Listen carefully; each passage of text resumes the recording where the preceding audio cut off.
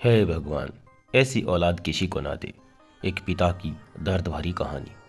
यह कहानी है एक बूढ़े मजबूर पिता की।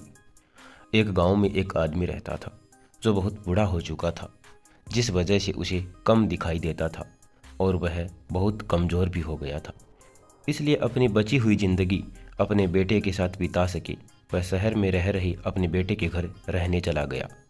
बेटा एक शहर के छोटे से मकान में रहता था। मकान तो उसका छोटा था, लेकिन उसके अंदर जो चीज़ें थीं वे महंगी थी। उस मकान में बेटा, उसकी पत्नी और उनका 5 साल का बच्चा, बस यह छोटा सा परिवार रहता था।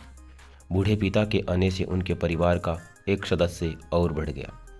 ये पूरा परिवार रोज़ सुबह शाम डाइनिंग टेबल पर एक साथ खाना खाया करता।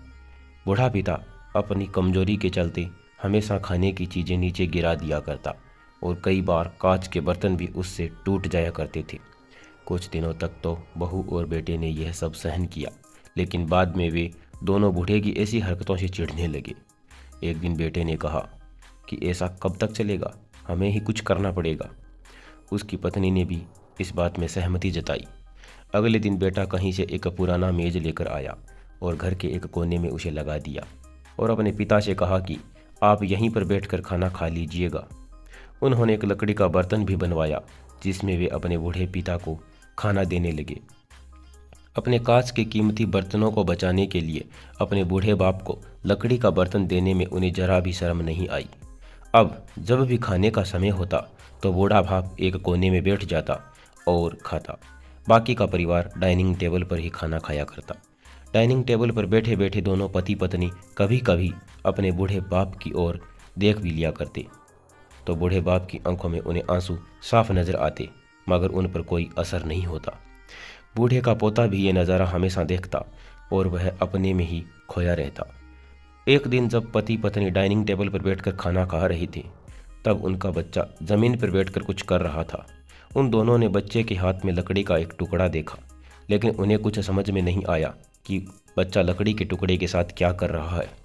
जब बच्चे के पिता ने उससे पूछा कि बेटा आओ खाना खा लो, तुम नीचे बैठकर क्या कर रहे हो, तब बच्चे ने भोलेपन से कहा, अरे मम्मी पापा, मैं आप दोनों के लिए लकड़ी का बर्तन बना रहा हूँ ताकि आप लोगों को जब आप बूढ़े हो जाओगे तो उसमें खाना दे सकूँ।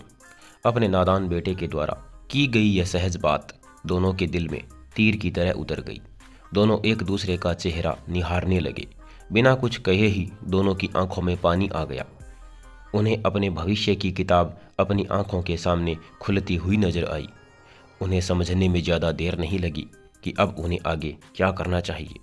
अगले दिन कमरे के कोने से वह पुराना मेज भी हट गया और अब बूढ़ा पिता और बाकी का परिवार साथ में मिलकर फिर से खाना खाने लगे। बूढ़े की कमजोरी की वजह से हो रही गलतियां भी अब किसी को नहीं चिढ़ाती थी। दोस्तों, यह कहानी हमें बताती है कि हर वह पत्ता जो आज हरा है वह कल सूखेगा और डाली से नीचे भी गिरेगा।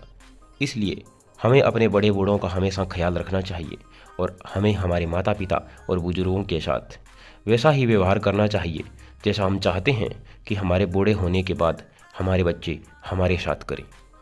दोस्तों, अगर यह कहानी आपको अच्छी लगी है तो आप अपने दोस्तों और परिवार के साथ इसे शेयर कर सकते हैं और ख़ास करके ऐसे लोगों के साथ ज़रूर शेयर कीजिएगा जिनका व्यवहार अपने बड़े बूढ़ों के प्रति अच्छा ना हो। ये थी आज की एक पिता की दर्द भरी कहानी। अगर कहानी आपको पसंद आई है तो इस वीडियो को लाइक और शेयर ज़रूर करें और हमारे चैनल को सब्सक्राइब करना बिल्कुल भी ना भूलें। चलिए मिलते हैं नेक्स्ट वीडियो में, तब तक के लिए धन्यवाद।